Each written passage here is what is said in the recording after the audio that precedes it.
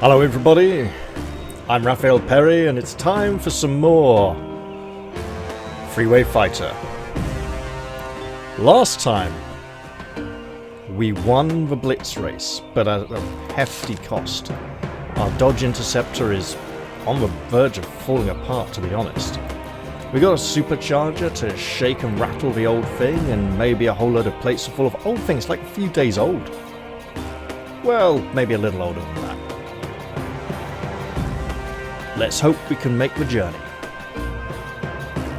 With Clark at the wheel, proving that he is Jeremy's son because he knows how to drive, let's put the pedal to the metal and forget all about that film.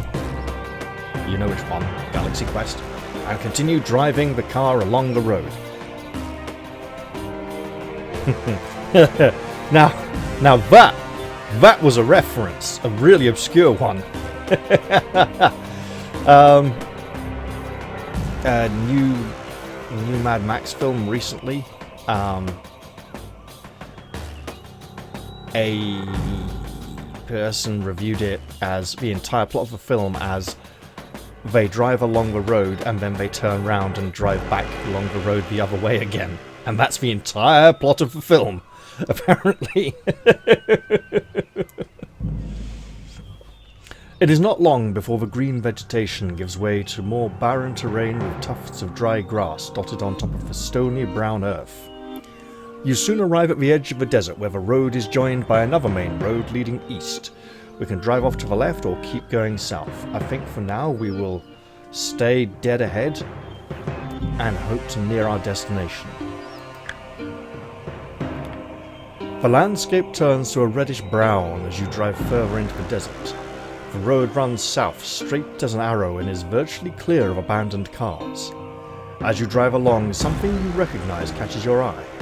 It is an overturned Interceptor which must have veered off the road and rolled over after its driver died at the wheel. We can stop and see if there's any spare supplies, or keep going. Hey! Ah, so we got here from Laughing at, so both roads can lead to the same place as long as we didn't turn off to the east there. Interesting.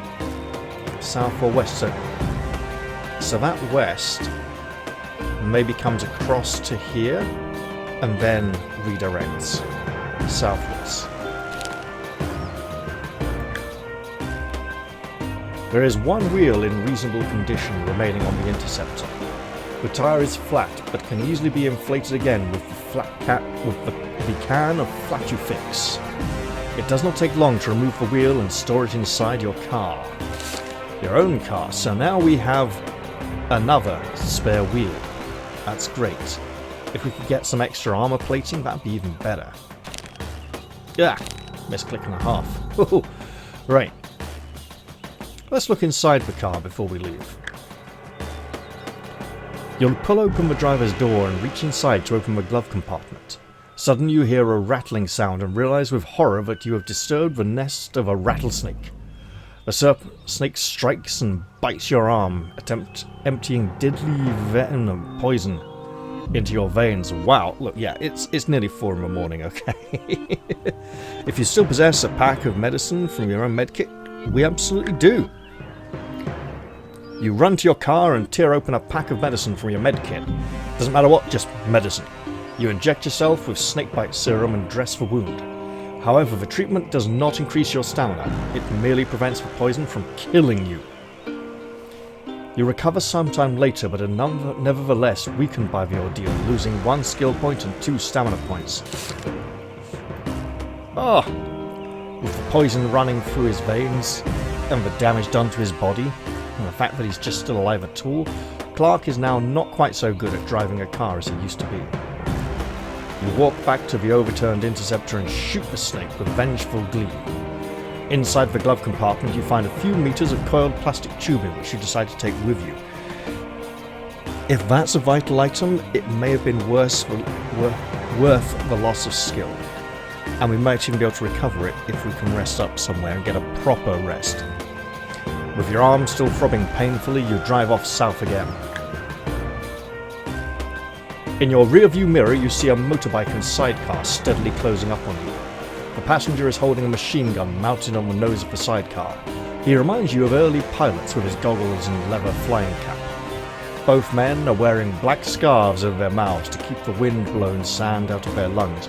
I wonder if this is the other black cats or black scorpions or spiders. You know, not black bats, gang that the guard at the Blitz race might have heard of. When we're no more than 50 meters behind, they signal their intention by firing a burst from their machine gun at the interceptor. You immediately lose one armor point. Oh no! 5 left. This could be a very short episode. Is the interceptor still in one piece? Barely. You swerve wildly but maintain control. What will you do now? We're out of oil spray, and now I have a feeling that oil spray against the motorbike would have been a really good choice. But we got loads of iron spikes, so let's do that. You press the release button on the dashboard and watch the canister bounce along the road behind you. It suddenly bursts open, scattering the pointed iron spikes all over the road. Ooh, ow, no. The motorbike rider somehow manages to steer the vehicle around the spikes, and the passenger opens fire at you again.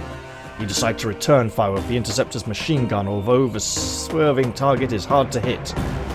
Okay, we got a rocket launcher. We needed that. Kaboom! We don't have the armor to take a prolonged fight. And now we only have 1 rocket left. We should probably save that for tactical use and story progression. Fearing that the 2 bikers might be part of a gang, you drive off south straight away in case the other members appear. The kilometers roll by and the petrol gauge is reading almost empty again. We are carrying a fuel can of petrol. Let's use it. You stop the car and pour the contents of the can into the petrol tank. You know that you do not have enough fuel to reach San Anglo and wonder whether you will find some more in the desert wilderness. It is a depressing thought which weighs on your mind as you set off again. On the right-hand side of the road, you see an abandoned police car half covered by a drift of sand. Look, it's a car. It might have something useful. Let's stop and see if there's anything we can use.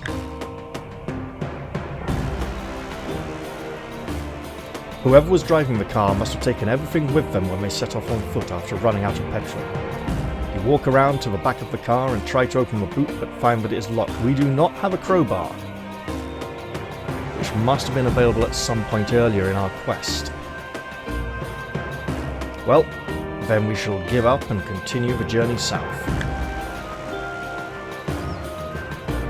Parked in the middle of the road ahead of you is a bizarre-looking vehicle. It looks like a pickup truck which has been converted to resemble a Roman chariot. It even has scythes attached to its wheels. A huge, bare-chested man wearing a gladiatorial helmet which covers his face is standing at the back of the truck holding onto a double-barreled machine gun. He signals to his driver to drive forward into battle. You have no choice but to fight this new-age gladiator. I mean, we got a rocket. That's a lot of firepower, let's use a rocket. The chariot is blown to bits. We now have no rockets. We won. Just. You press on south as quickly as possible and switch on the radio, hoping to establish contact with San Anglo. However, no voices are audible above the crackling static.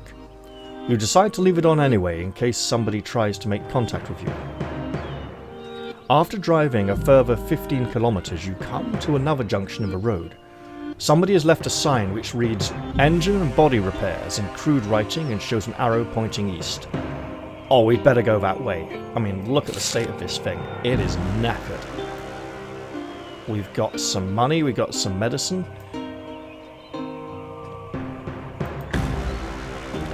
Set back about 30 meters from a road is a small white building which is completely surrounded by cars in various stages of assembly. Wheel doors, bumpers, axles, engines, gearboxes and seats are strewn everywhere, and in the middle of it all is a man working away at one car. He is busy using an oxyacetylene torch on a door panel, causing sparks to fly everywhere. He is so engrossed in his work that he doesn't hear you arrive. Better talk to him about repairing the interceptor, because it really needs it. You walk over to the man and call out to him. He calmly turns off the torch and says, "This is no job to be doing in the desert heat. Still, most people leave me to get on with it and don't cause me any trouble. I don't take sides and I'll repair anybody's vehicle. If you want me to fix the damage on your car, it will cost you 200 credits. We can absolutely afford that with our 250 credits, so we'll have a little bit left over still. We absolutely need this.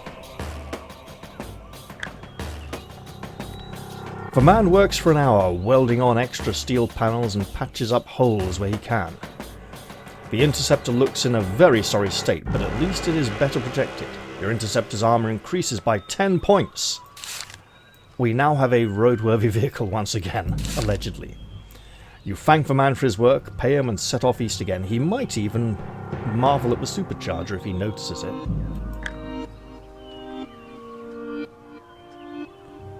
Ahead in the distance looms a range of hills. As you arrive at the foot of the hills, you see that the road passes under them via a tunnel. In which case, I hope the road to the south wasn't the direction we needed to head in, but we're allowed to go this way.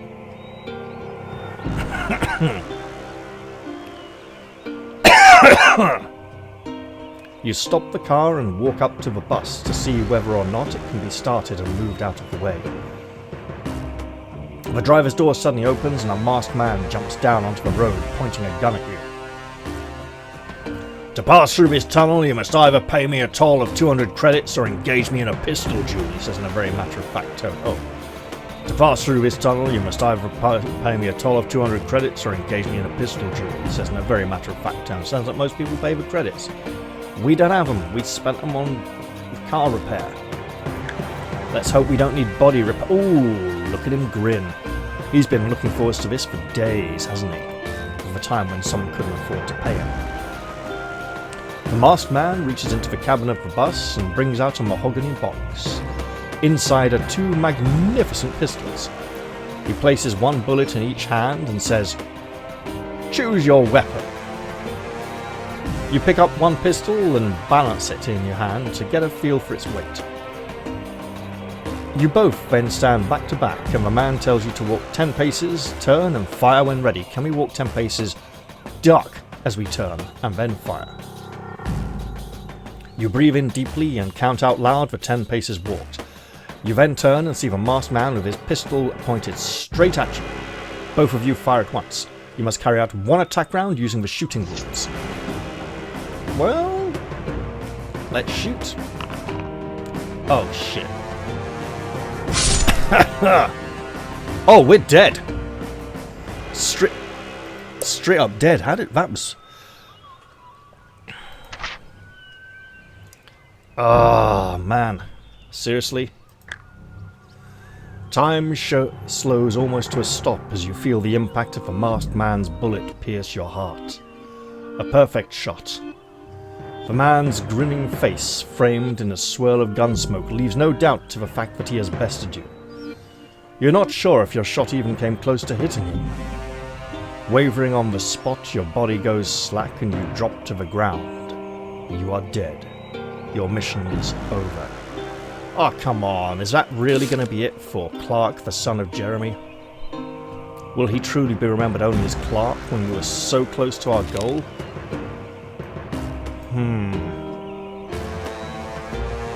Wait a minute. Police car. It's coming over. Whoa, all the way down here?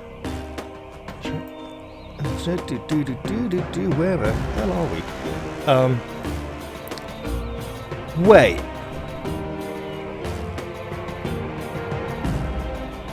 So there's another way to... Wow. Okay.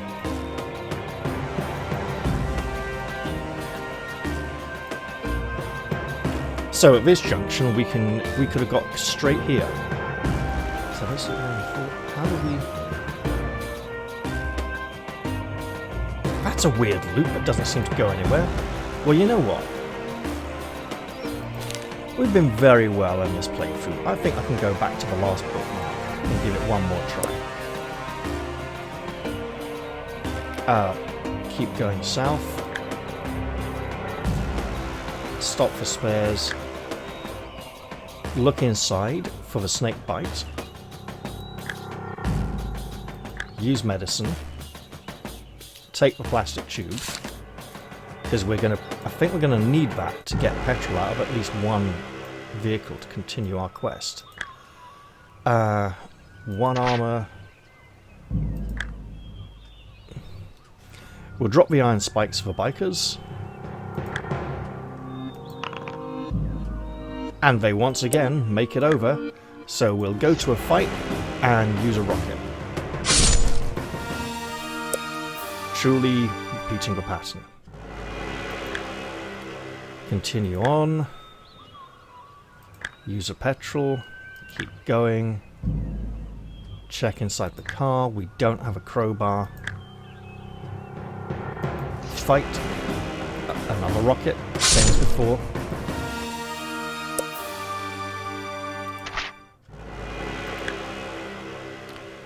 Go left for repairs.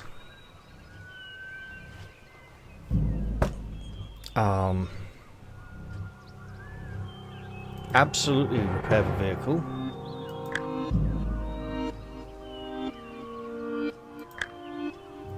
Can't pay the toll. Do the duel. There we go, that's better. In an alternate reality, Clark gets to continue.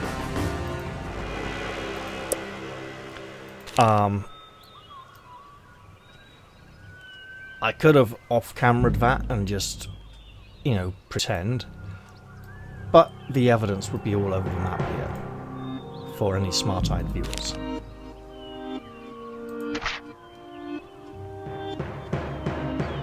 That was just a freak dice roll the first time. Well, I wasn't that. We were up 2, so we had reasonably good odds. The man tells you that it's been an honour fighting you in such a civilised manner.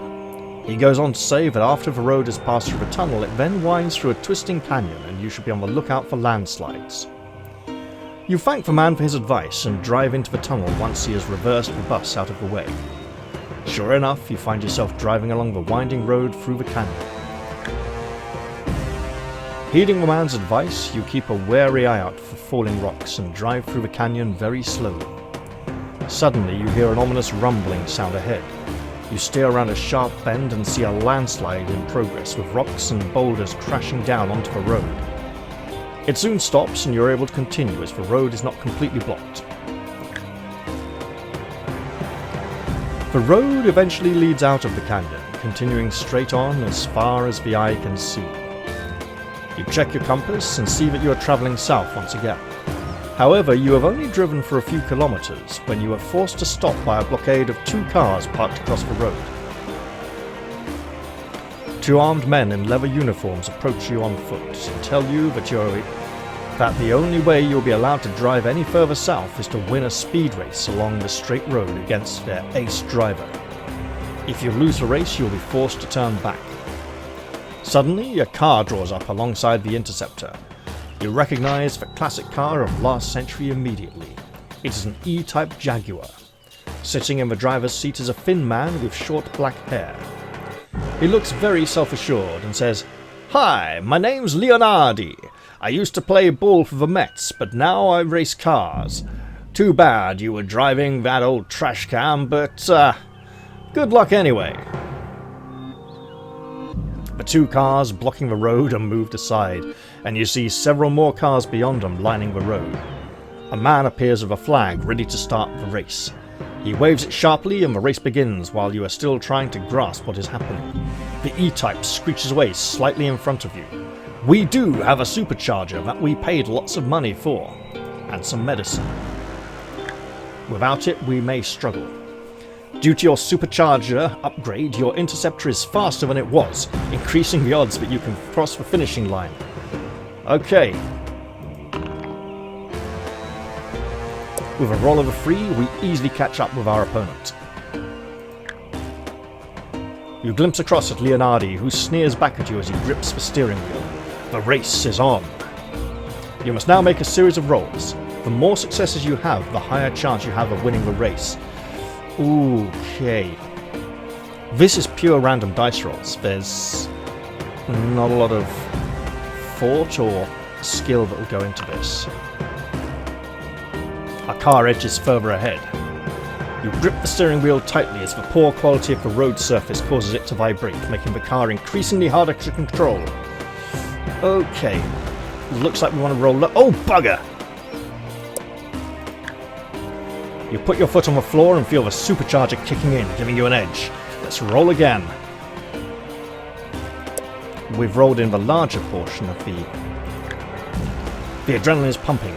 It's important you win this race. I don't know if we want high or low. We'll just take whatever we get. We rolled a 6. If we had to roll a 5+ so many times there, that would be really difficult. You're halfway to the finishing line. It's neck and neck. You can do this. Sounds like we didn't pull ahead there, and he's caught up with us a bit. Ah, we rolled a 1. Okay, let's see what we get. The landscape is a blur as you focus on the road ahead. Let's keep on blurring. Ooh, a 5, okay. Wiping the sweat from your forehead with the back of your hand, you grip the steering wheel with the other. Not far to go. Got another 1. It's either really good or... Look, that many 5+s... It would just mean that most players would just stop here and never be able to go any further forwards. So the 1 to 4, with the 5 or 6 being the fullback, makes a little more sense. Not far to go. Can you beat Leonardi? Let's roll and find out. Oh, another 1. Wow, so many 1s. The finishing line is just up ahead. One last push. Put that pedal to the metal. And a 4. Only once or twice did we get a 5+. The E-Type Jaguar races across the finishing line ahead of you and is greeted by 6 cheering people. Leonardi swerves the Type across the road to stop you driving past and signals for you to stop. Oh, bugger, bugger, bugger, bugger. It's just not our race, is it? That's really rough. How many 5+s did we need then? Like 1 more than we got? We could drive past them and get chased by the whole lot of them. We're on a mission here.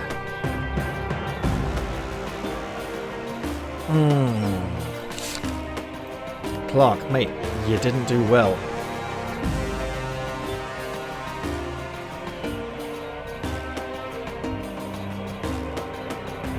I think if we'd won, we might have got something nice out of this. But damn. I think it's time to prioritise the mission. This will end badly. You see the look of surprise on Leonardi's face as you attempt to swerve around his parked car. Skill! You're dead! Okay. You're driving too fast to be able to swerve around the E-Type. The Interceptor goes into an uncontrollable spin and rolls over. Unfortunately, it comes to a rest on its roof. Suspended upside down by your seatbelt, you see several pairs of feet approaching the car. Leonardi and his friends dispense with formalities and drag you out of the car. They tie you up and leave you with the vultures. You watch helplessly as they set the Interceptor on fire. You have failed in your mission. Okay, well look, this is clearly not the run. Okay? Just the dice were against me. The odds, therefore, of winning that race are really brutal.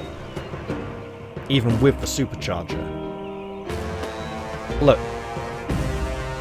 I've already given Clark an extra chance. I think that's as far as he goes. I don't think I should do it again. It felt bad doing it the first time anyway. So Clark, you have failed. Perhaps Jeremy's legend will live on, whereas you will be forgotten as that wanker who failed a mission. Alright, that's a shame. I was hoping for a successful run this time. Oh dear. Well, that was a mostly enjoyable episode, although a really tough one actually, given the odds of some of the dice rolls. I hope you guys enjoyed it anyway, even if Clark has failed in his mission. Maybe I'll turn to another book for a bit. If any of you really want to see me continue this one, I don't know, I mean... oof. We'll see. In the meantime though, I hope you guys have a lovely time, and I'll look forward to seeing you all in the very next episode, whatever that is. I'll say goodbye for now, and cheerio! See you all soon.